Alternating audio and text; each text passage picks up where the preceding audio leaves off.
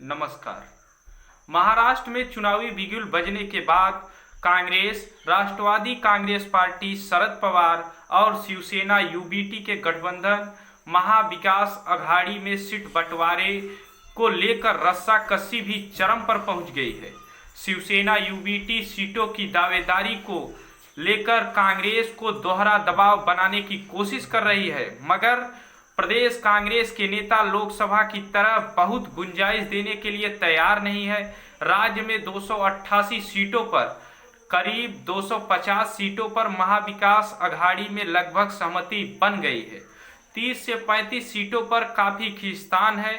इस गुत्थी को सुलझाने का जिम्मा कांग्रेस का हाईकमान पर आ गया है। हालांकि उद्धव ठाकरे को मुख्यमंत्री का चेहरा घोषित करने का दबाव बना रही शिवसेना यूबीटी की सीटों की संख्या बढ़ाने की दावेदारी को कांग्रेस स्वीकार करेगी, इसकी गुंजाइश नहीं है। महाविकास अघाड़ी में सीटों के जिस फार्मूले पर सहमति बनाए जाने के संकेत है, उससे साफ है कि इस गठबंधन में कांग्रेस सबसे अधिक सीटों पर चुनाव लड़ेगी। शिवसेना यूबीटी ने लोकसभा चुनाव में सबसे ज्यादा सीटों पर चुनाव लड़ा था, मगर जीत का स्ट्राइक रेट कम रहा था। कांग्रेस के रणनीतिकारों के अनुसार विधानसभा चुनाव के लिए महाराष्ट्र के क्षेत्रीय राजनीतिक और सामाजिक समीकरणों की कसौटी पर गठबंधन में शामिल तीनों पार्टियां चुनाव लड़ेगी। ऐसे में कांग्रेस या राकपा शरद पवार के प्रभाव वाले सीटों पर शिवसेना यूबीटी की दावेदारी स्वीकार करना मुश्किल है। कांग्रेस की ओर से दिए जा रहे संकेतों से साफ है कि उद्धव की पार्टी के खाते में अधिकतम 100 सीट ही आएगी। राष्ट्रवादी कांग्रेस पार्टी शरद पवार 70 से 78 सीटों पर, तो कांग्रेस 108 से 110 सीटों के बीच चुनाव लड़ेगी। कांग्रेस के उच्च पदस्थ सूत्रों से सीट बंटवारे की रस्साकसी पर कहा कि गहरे विवाद के मामले में ही हाईकमान हस्तक्षेप कर समाधान निकालेगा। कांग्रेस अध्यक्ष मल्लिकार्जुन खड़गे ने पार्टी उम्मीदवार का नाम तय करने के लिए 20 अक्टूबर को केंद्रीय चुनाव समिति की बैठक बुलाई है।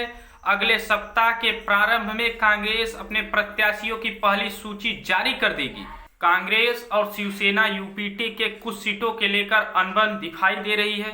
बात यहां तक पहुंच गई है कि शिवसेना यूबीटी के नेता अब सीट बंटवारे के लिए कांग्रेस के प्रदेश अध्यक्ष नाना पटोले से बात तक नहीं करना चाहते। शिवसेना यूबीटी के अध्यक्ष उद्धव ठाकरे ने कहा कि मामले को इतना मत तानिए कि गठबंधन ही टूट जाए। उसके सहयोगी संजय राउत ने कहा कि अब सीट बंटवारे के लिए वह प्रदेश के नेताओं से बात नहीं करेंगे, क्योंकि वह सीट बंटवारे पर बातचीत करने के लिए सक्षम ही नहीं है। राउत ने कहा कि उन्होंने इस संबंध में कांग्रेस के महासचिव केसी वेणुगोपाल एवं मुकुल वासनिक तथा प्रदेश कांग्रेस के प्रभारी रमेश चेन्निथाला से बात की है।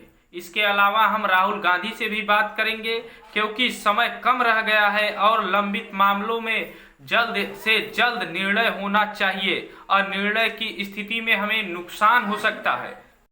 संजय राउत के बाद कांग्रेस नेताओं के भी बयान आने लगे। उन्होंने कहा कि सर्वसम्मति के साथ महाराष्ट्र के सभी सीटों पर फैसला हो जाएगा। पार्टी गठबंधन के साथ ही चुनाव लड़ेगी।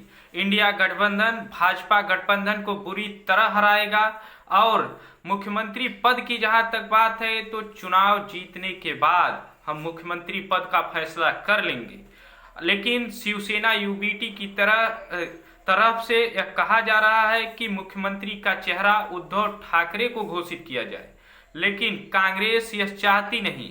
इस बीच में यह देखना होगा कि भारतीय राष्ट्रीय कांग्रेस और शिवसेना यूबीटी, राष्ट्रवादी कांग्रेस पार्टी शरद पवार के बीच यह कितने सीटों पर सहमति बन जाती है, और इसके बारे में आप क्या कहना चाहते हैं या कमेंट बॉक्स में आप लिखिए, और हमारे चैनल केडी तक को लाइक, सब्सक्राइब और शेयर करते रहिए।